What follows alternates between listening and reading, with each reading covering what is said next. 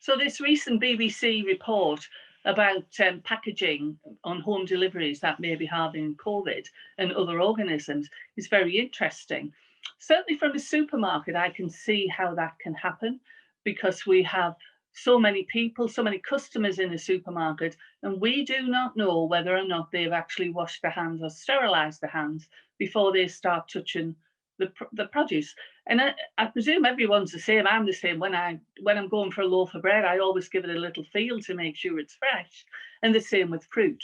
So there is a bigger potential of microorganisms and potentially COVID on your home shopping than there is in, say, a takeaway. So most of the packaging there will be quite sterile. You would hope that the people that have made the food have got good hygiene. But you always want to assume that anything you receive from outside the home, especially during this pandemic, that there could be potential contaminants on the outside packaging. Well, there are special items. So you've got to think about plastics. And recent studies have shown that plastics, glass, sometimes tin, your metals in your tin can, because they are items that you would put quite a bit of weight on, so they would retain organisms probably more through touch. So certainly with the items I was looking at in the deliveries I was looking closely at things like the plastic milk bottles. I had a delivery of kava, which was glass, so I paid particular attention to that. And when I actually had the takeaway delivered, some of the chutneys and some of the food actually came in plastic containers.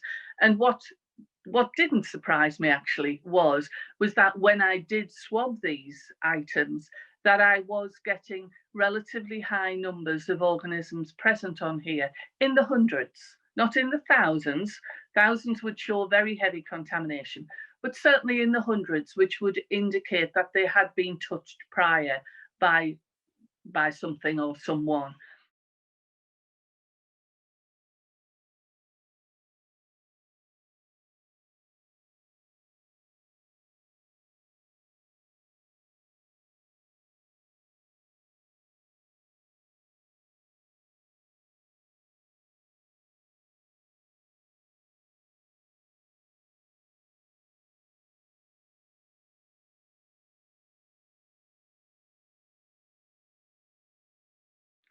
So the testing I did on the home shopping and the takeaway was based on ATP.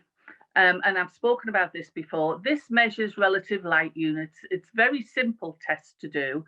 And you've got to remember that I'm doing these tests in the kitchen. I'm not doing them in a proper laboratory setting. And we use these test machines when we are actually testing food manufacture and other food industries. And what we're looking for is a reduction from higher levels of organisms down to levels that are low. You can never expect a kitchen or anything to be sterile. So what you're trying to demonstrate is a reduction in numbers. So when I looked at the home shopping that came in, I looked at items that I thought would have relatively high numbers of organisms. So I swabbed these items before. So I did things like bread. I did the bottle of kava. I also did the plastic carton of mince. So I would expect that the levels would either be the same or decreased. So the levels have now on the bread reduced to 6. Now that's gone down by at least a 2 log reduction. It didn't surprise me that they all had relatively high numbers. So what I then did is a little home experiment. I sprayed all these items with hypochlorous acid Steril-eeze. I left them to stand for minutes, because when we're doing the tests in the lab, we tested at seconds and minutes. So, I sprayed them, allowed it to stand for minutes, then I wiped it dry, and then I re-swabbed them. And on all occasions, the bread was very notable. It went down from about 140 something relative light units down to about 5 or 6. So that was over a 99% reduction because it was going from 100-fold down to less than tenfold. So that demonstrates, even in a crude environment, as a kitchen, doing home tests, that I was be able to demonstrate that a product like hypochlorous acid and Steril-eeze could have a function and could have a great use, especially when you're bringing in food. On these plastic containers, we have 319 relative light units, so that's really quite high. On this occasion, when I've re-swabbed it, the count is 10, so it's come down from 319 down to 10, which is a 2-log reduction.